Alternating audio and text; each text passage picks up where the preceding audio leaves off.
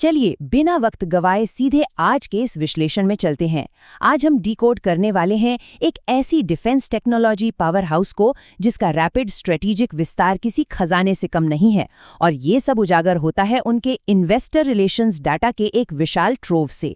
इस डेटा को आसानी से समझने के लिए इस विश्लेषण को 5 हिस्सों में बांटा गया है। शुरुआत होगी उनके हार्डवेयर फाउंडेशन से, फिर देखेंगे ड्रोन्स और सेमीकंडक्टर्स की तरफ उनका पिवट, उसके बाद बात होगी स्ट्रेटेजिक ग्लोबल पार्टनरशिप्स की, द डोमेस्टिक डिफेंस नेटवर्क की, और आखिर में समझेंगे उनकी कॉर्पोरेट डिस्क्लोजर्स मशीन को। तो चलिए सबसे पहले बात करते हैं इनके फाउंडेशन की, यानी building the infrastructure of defence. अगर इनके डेटा की बिल्कुल शुरुआत में देखें तो जो चीज़ सबसे पहले ध्यान खींचती है वो है इनके फिजिकल हार्डवेयर की विशालता।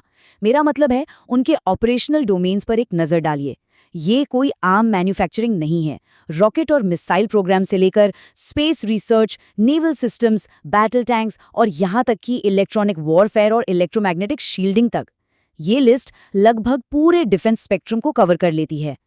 और इनकी ऑपरेशनल रेंज सच में हैरान करने वाली है। जरा इस कॉन्ट्रास्ट को देखिए। एक तरफ ये बैटल टैंक्स के लिए भारी भरकम टरेट स्टेबलाइजेशन सिस्टम्स बनाते हैं, और ठीक दूसरी तरफ स्पेस रिसर्च के लिए ultra precision deployable space antennas design करते हैं। जमीन के भारी आर्मर से लेकर अंतरिक्ष की डेलिकेट इंजीनियरिंग तक, क्या रेंज है इनकी। भविष्य की हाईटेक चीजों पर जाने से पहले इस फाउंडेशन को समझना बहुत जरूरी है। सोचिए, ये कंपनी कॉम्प्लेक्स टाइटेनियम असेंबलीज और सबमरीन विंचेस तो बनाती ही है, पर साथ ही विशाल ईएमपी शील्डेड कंट्रोल सेंटर्स भी बनाती है, यानी ऐसी सुरक्षित जगहें जो किसी भारी इलेक्ट्रोमैग्नेटिक अटैक को भी आराम से झेल जाएं। ये हैवी इंफ्रास्ट्रक्चर इनकी एक ऐसी मजबूत बुनियाद है जिसे बिल्कुल नजरअंदाज नहीं किया जा सकता। अब जब बुनियाद इतनी मजबूत है तो आगे क्या? यहाँ से हम बढ़ते हैं अपने दूसरे हिस्से की तरफ, यानी ड्रोन्स और सेमीकंडक्टर्स के फील्ड में इनका एग्रेसिव पिवट। तो ये ठोस बुनियाद कल की टेक्नोलॉजी में कैसे बदल रही है? जुलाई 2026 की एक प्रेस रिलीज पर गौर करें, जिसमें एक बहुत बड़ा आंकड़ा छिपा है, 6200 करोड़। यह मध्य प्रदेश सरकार के साथ एक सेमीकंडक्टर फैसिलिटी के लिए साइन किया गया एमओयू है। ट्रेडिशनल डिफेंस मैन्युफैक्चरिंग से निकलकर सीधे सेमीकंडक्टर की दुनिया में इतनी बड़ी एंट्री, ये साफ दिखाता है कि इनका अगला लक्ष्य कितना विशाल और एम्बिशियस है। अब जरा इनके कॉर्पोरेट अनाउंसमेंट्स की टाइमलाइन देखते हैं।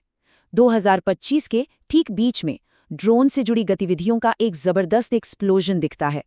अप्रैल 2025 में माइक्रोकॉन विजन के साथ एमओयू, मई में हेवन ड्रोन्स के साथ स्ट्रेटेजिक जॉइंट वेंचर, और उसके ठीक बाद जुलाई में फ्रांस की सरबेर को काउंटर यूएस यानी एडवांस्ड एंटी ड्रोन सिस्टम्स की सप्लाई। ये सब दिखाता है कि मार्केट में इनका मोमेंटम कितनी तेजी से बढ़ रहा है। और सबसे खास बात यह है कि ये जॉइंट वेंचर सिर्फ पेपर पर नहीं है, ये सीधे ठोस रिजल्ट्स में बदल रहे हैं। सिर्फ कुछ महीनों बाद नवंबर 2025 में ही देख लीजिए, इन्हें मिनिस्ट्री ऑफ डिफेंस से काउंटर ड्रोन सिस्टम्स और आरएफ जैमर्स के लिए मल्टी ऑर्डर मैंडेट्स मिल गए। ये वही जैमर्स हैं जो दुश्मन के रेडियो सिग्नल्स को इफेक्टिवली ब्लॉक करते हैं। यही स्पीड और एग्जीक्यूशन इन्हें बाकियों से अलग बनाती है। लेकिन ये सब अकेले नहीं हो रहा है। यहाँ आती है हमारी तीसरी कड़ी, फॉर्जिंग स्ट्रेटेजिक ग्लोबल पार्टनरशिप्स। अगर हम इनके सभी बिखरे हुए एमओयूज को एक सिंगल मैप पर प्लॉट करें तो एक बेहद स्मार्ट ग्लोबल मास्टर प्लान सामने आता है। इनकी टेक्नोलॉजी सोर्सिंग की पहुंच देखिए। इजराइल में सिलियो और माइक्रोकॉन, फ्रांस में सरबेर, जर्मनी में high performance space structure systems और साउथ कोरिया में ग्रीन ऑप्टिक्स। ये एक पूरा इंटरनेशनल जाल है जो बहुत सोच समझकर बुना गया है। अब एक इन्वेस्टर के नजरिए से ये सोचना स्वाभाविक है कि ये सब क्यों मायने रखता है। इसके लिए अप्रैल 2025 की प्रेस रिलीज का ये कोट देखिए। ये साफ बताता है कि इन ग्लोबल पार्टनरशिप्स का मकसद हाई एंड फॉरेन इनोवेशन को सीधे डोमेस्टिक मैन्युफैक्चरिंग बेस में लाना है। ये एक ऐसी रणनीति है जिसके तहत एडवांस्ड ड्रोन कैमरा टेक्नोलॉजी सीधे भारत आती है और यहाँ की क्षमता को कई गुना बढ़ा देती है। और एक बार जब ये एडवांस टेक्नोलॉजी बॉर्डर्स के अंदर आ जाती है तब क्या होता है? चलिए चलते हैं अपने चौथे पॉइंट पर, द डोमेस्टिक डिफेंस नेटवर्क और उनका deep integration. Purchase orders, technology transfers और लेटर्स ऑफ इंटेंट का एक लगातार सिलसिला चल रहा है। और ध्यान दीजिए कि आ कहाँ से रहे हैं। DRDO, भारत इलेक्ट्रॉनिक्स लिमिटेड और NSIL जैसी टॉप गवर्नमेंट एजेंसीज से। ये सब इस बात का सबूत है कि ये कंपनी इन बड़े संस्थानों के लिए एक बेहद भरोसेमंद, डीपली एम्बेडेड पाइपलाइन की तरह काम कर रही है। इस डीप इंटीग्रेशन का एक परफेक्ट उदाहरण देखना चाहते हैं? नवंबर 2025 में DRDO के साथ हुआ ये लाइसेंसिंग एग्रीमेंट देखिए। ये कोई आम एग्रीमेंट नहीं था, बल्कि T90 टैंक की ड्राइवर नाइट साइट टेक्नोलॉजी के ट्रांसफर के लिए था। ये समझने के लिए काफ़ी है कि देश के सबसे सेंसिटिव और महत्वपूर्ण प्रोजेक्ट्स का भरोसा इन पर किया जा रहा है। जमीन से लेकर अंतरिक्ष तक और ग्लोबल ड्रोन वेंचर से लेकर सेमीकंडक्टर मेगा प्रोजेक्ट्स तक इनका फुटप्रिंट इतना विशाल है कि एक सवाल दिमाग में आना लाजमी है। आखिर इस तेजी से होते हुए मल्टी सेक्टर एक्सपेंशन को चलाने वाला फ्यूल कहाँ से आता है? इतनी एग्रेसिव ग्रोथ कोई कंपनी सस्टेन कैसे करती है? इसका जवाब छिपा है हमारे आखिरी पॉइंट में, द कॉर्पोरेट डिस्क्लोजर मशीन, जो इस पूरे एम्पायर को फ्यूल कर रही है। इस कॉर्पोरेट इंजन को समझने के लिए पिछले 3 साल की इन मीटिंग्स के चार्ट पर नजर डालते हैं। यहाँ ध्यान देने वाली बात यह है कि एनालिस्ट मीटिंग्स की संख्या 20 से घटकर 14 हो गई है। लेकिन इसका मतलब ये नहीं कि मार्केट का इंटरेस्ट कम हो गया है, बल्कि ये दर्शाता है कि कंपनी अब छोटी मोटी मीटिंग्स के बजाय बड़े और हाईली फोकस्ड इंस्टीट्यूशनल इन्वेस्टर्स के साथ डायरेक्ट एंगेजमेंट पर जोर दे रही है। ये एक बहुत ही टारगेटेड और एफिशिएंट अप्रोच है। ये कॉर्पोरेट इंजन काम कैसे करता है? एक तरफ लगातार QIPs यानी बड़े संस्थागत निवेशकों से मैसिव लेवल पर फंड्स जुटाना चलते रहते हैं। जैसे ही कैपिटल आता है, ऑपरेशनल स्पीड बढ़ाने के लिए पैरस सेमीकंडक्टर्स और पैरस एवियोनिक्स जैसी स्पेशलाइज्ड सब्सिडियरीज तेजी से बनाई जाती हैं।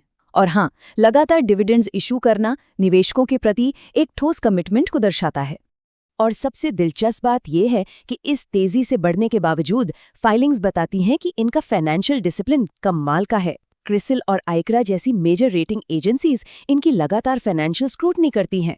हर साल इन रेटिंग्स का मेंटेन होना इतने बड़े स्केल पर ऑपरेट करने के लिए एक बहुत बड़ा कॉन्फिडेंस बूस्टर है। तो इससे सबसे आखिर क्या समझ आता है? इस पूरे विश्लेषण का सबसे बड़ा टेक अवे है इनकी ये एम्पायर बिल्डर स्ट्रैटेजी। ये स्ट्रैटेजी एक traditional defence hardware manufacturing base को लेती है और उसे ग्लोबल अलायंसेस और एग्रेसिव कैपिटल मार्केट फंडिंग के जरिए एक डायनामिक मल्टीनेशनल टेक्नोलॉजी कॉन्ग्लोमरेट में बदल देती है। ड्रोन्स और सेमीकंडक्टर्स जैसे हाई ग्रोथ एरियाज में इनका पिवट सच में एक मास्टर क्लास है। जाते जाते एक सोचने वाली बात, सबमरीन विंचेस बनाने से लेकर एक अकेले 6,200 करोड़ की सेमीकंडक्टर फैसिलिटी अनाउंस करने तक का सफर, ये सच में हैरान करने वाला है। जैसे जैसे इनका ये डिफेंस टेक्नोलॉजी का विशाल जाल और बड़ा हो रहा है, एक बड़ा सवाल पीछे छूट जाता है। ये कॉर्पोरेट मशीन अपना अगला फोकस किस हाईटेक डोमेन पर करेगी? इनका अगला बड़ा डिस्रप्शन कहाँ होगा? आज के इस विश्लेषण में साथ जुड़े रहने के लिए बहुत बहुत शुक्रिया।